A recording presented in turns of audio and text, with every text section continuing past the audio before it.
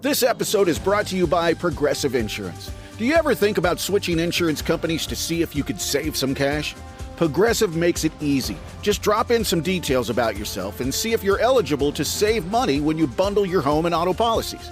The process only takes minutes, and it could mean hundreds more in your pocket. Visit Progressive.com after this episode to see if you could save. Progressive Casualty Insurance Company and Affiliates. Potential savings will vary. Not available in all states. Right now, Celebrity Sleaze with Leslie Fram. Aaron Rodgers says that ayahuasca ceremonies helped him prep for the LA wildfires. I didn't realize, Barnes, that he has a rich history of spiritual healing. Oh, yeah. To thank him for preserving his mental state for these wildfires. He was on with Pat McAfee, and when asked if the tragedy had changed the perspective surrounding his NFL future, he couldn't help but chuckle. You see a lot of that in the Netflix doc, which is actually really interesting. Yeah, definitely want to watch that. Yeah, I'm 2 episodes in, but here he is with McAfee. Is there any life perspective things happening? I know that you're a pretty deep thinker, especially around these moments. This type of situation change anything for you? Listen, I've sat in a hole in the ground in Nowheresville, Oregon, and I've sat in numerous ayahuasca ceremony circles. So I've done a lot of contemplating in my time and gotten some good perspective adjustments over the years. This is nothing that changes my perspective other than it's heartbreaking. I think we can all relate to this reality. So many times where there are issues, whether it's what happened in North Carolina or the what seems like yearly devastating hurricanes that happen, or when a bad tornado goes through, or so many times out of sight, out of mind, and your heart goes out to those people, but you don't really have like a connection, so many of us, to that specific occurrence or event. But it's different here. I flew in, no power, and I call Miles. I was like, one of the first things I did, I was checking on him because I heard Palisades, and him and his wife Kelly, they're incredible people, and called him, and he's like, yeah, we lost everything. So like that was the first person I called, was just to check on him. I have to say, I have a friend that did ayahuasca because it's like a psychoactive drink. I guess it really apparently supposed to help you with your spiritual energy. And she said, yeah, nothing like having diarrhea with a bunch of strangers. Ugh.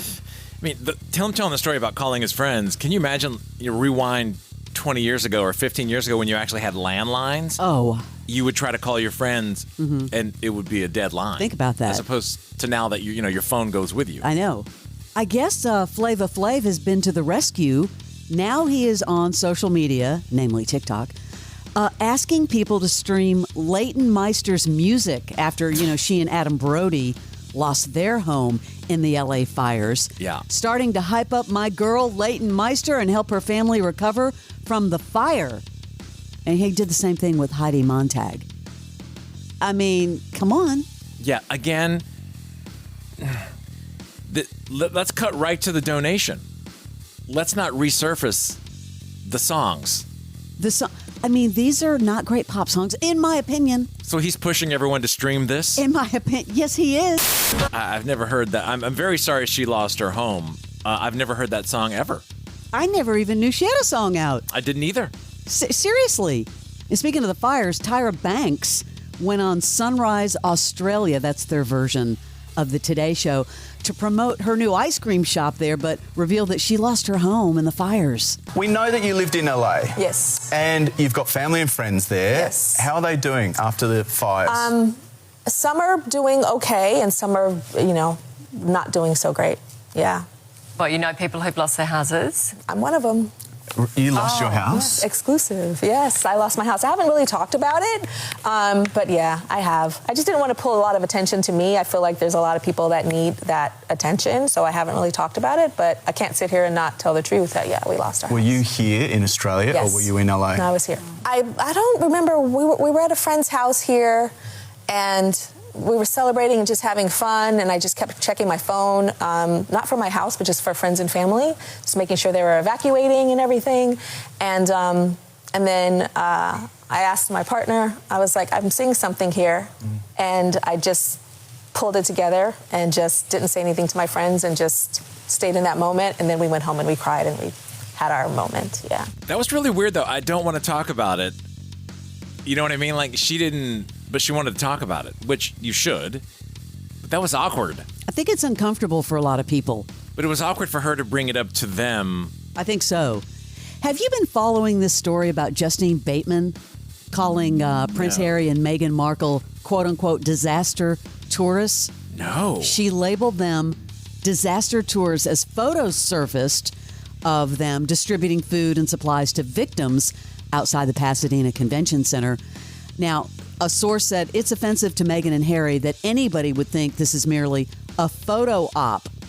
According to an insider, Markle is not just a tourist. Her heart is completely broken for all the lives that have been lost. Yeah, she slammed them on X. Quote, they are no better than ambulance chasers. What a repulsive photo op they achieved. They are touring the damage. Are they politicians now? And then she concluded with, they don't live here. They are tourists, quote unquote, disaster tourists.